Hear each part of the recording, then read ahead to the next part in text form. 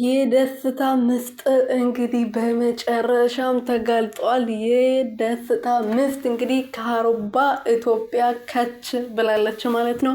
እንዴት ነው እኔና ልጄን እዛ ትቶ እዚህ ከማንም ሴት ጋር አሸሼ ገዳሜ የሚለው ብላ እንግዲህ እንዴት እንደዚህ ሊሆን ቻለ ብላ እንግዲህ ከች ብላለች ማለት ነው። የምታዩቸው ነገሮች የምታየው ቪዲዮ እሱ ለስራና ስራ ለመጨረስ እንደመጣ ነው እንጂ ማቀው እኔ እንደዚህ እንደሚያረግ መቻውቄ ብላ እንግዲህ መታለች ማለት ነው። አሚሮ እንግዲህ ትላንት በቅርቡ ምስጢሩን አሳይሻለሁ ብሏት ነበርና ባለ መሰረት እንግዲህ ዋናውን ማስረጃ አሳይቷታል። ልጅቷም ኢትዮጵያ ገብታለች።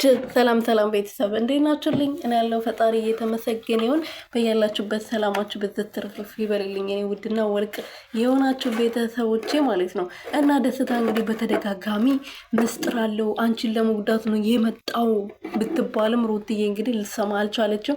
እኔ የማንም ጊዜ ማሳለፊያ አይደለሁም፣ ደስታ ያፈቅረኛል፣ ይወደኛል፣ ስለሚወደኝ ነው ከኔ ጋር የሆነው ብላ ስትከራከር ነበረና አዎ ለይሄ ልጅ በድንገት አብርሽና ሩትዬ ሲጣሉ እንዴት መጣ ብሎ ማሰብ የሚያስፈልግ ነበረ ያኔ ማለት ነውና እነሱ ደግሞ እንደዛ ሊያስቡ አልቻሉም። እሱ መምጣቱ ብቻ ነበር ሩትዬ አምና የተቀበለችው እንጂ ይሄ ነገር አለ ብላ አላሰበችም ነበረ የኔ ውድ። እና አሁን በመጨረሻም እንግዲህ ያው እውነቱ ታውቋል ማለት ነው።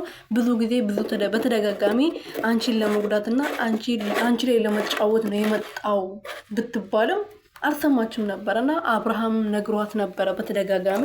አብርሃም ደግሞ በዚህ አጋጣሚ እንግዲህ በጣም ደስ ብሎታል ማለት ነው። ምክንያቱም የሚወዳትና የሚያፈቅራት ሚስቱም ሊያገኝ ነው ማለት ነው። ደስታ ደግሞ ከህይወታቸው ከወጣ ሩቲ የደስታ ማንነት ካወቀች እርግጠኛ ነኝ ይታረቃሉ ማለት ነው። እና ኤዱጌም ደግሞ ለ3 ቀን እዚህ ይቆያሉ። ነገሮችን አስካክዬ ለመሄድ ሞክራለሁ። አንተም ጋር ያለውን ነገር አስካክል፣ ሩቲ አንተ ጋር የምጥለውን ነገር ጥላ ብላ መክራው ነበረ ትላንት። አብርሽም እንደዛ ያደርጋል ብዬ አስባለሁ።